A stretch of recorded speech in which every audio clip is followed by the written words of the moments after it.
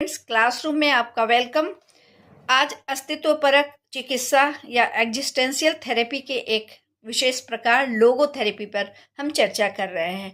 Logotherapy अस्तित्ववादी मनोचिकित्सा का ही एक प्रकार है जिसे विक्टर फ्रैंकल ने विकसित किया था। विक्टर फ्रैंकल नाजियों के यातना शिविरों में अपने भयानक अनुभवों के बाद उन्होंने यह सिद्धांत विकसित किया था जिसके अनुसार मानव जीवन की प्राथमिक प्रेरणा जीवन में अर्थ या मीनिंग ढूंढना है, न कि केवल सुख की प्राप्ति।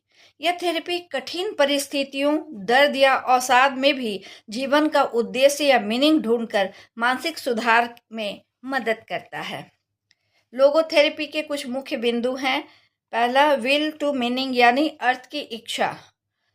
फ्रैंकल के अनुसार व्यक्ति की सबसे बड़ी प्रेरणा जीवन में अर्थ को ढूंढना होता है।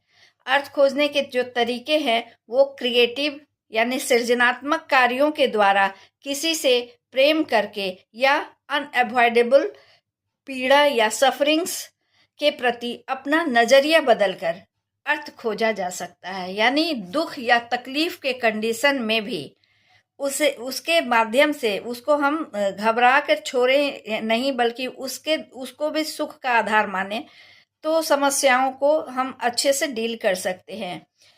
इसमें जो टेक्निक्स यूज किए जाते हैं, पहला है पैराडॉक्सिकल इंटेंशन या विरोधाभासी इरादा। यानी जिस चीज से हमें डर लगता है उसी चीज की कामना करना। जिस चीज से डर लगता है उसे भागना या पलायन नहीं करना, बल्कि उसकी कामना करना है। डर पर हास्य के द्वारा काबू भी किया जा सकता है। दूसरा है आत्मदूरी।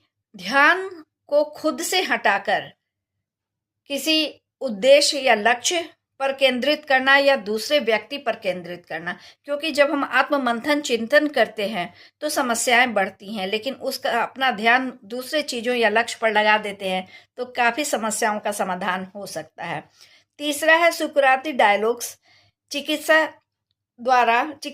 द्वारा प्रश्न पूछकर व्यक्ति को स्वयं के उत्तर खोजने में मदद करना। तो ये कुछ 2-3 टेक्निक्स है जिसका इस्तेमाल लोगोथेरेपी में किया जाता है। अब आप जानते हैं कि कौन कौन सी बीमारी में ये कारगर होता है ये उपचार। डिप्रेशन, एंजाइटी और जीवन के प्रति अरुचि जैसी समस्याओं के इलाज में इसका सफल प्रयोग किया जाता है। यह व्यक्ति को जिम्मेदारी लेने और कठिन समय में भी लचीला बनने के लिए प्रेरित करता है। तो ये था लोगोथेरेपी। उम्मीद है आपको समझ में आया होगा। धन्यवाद।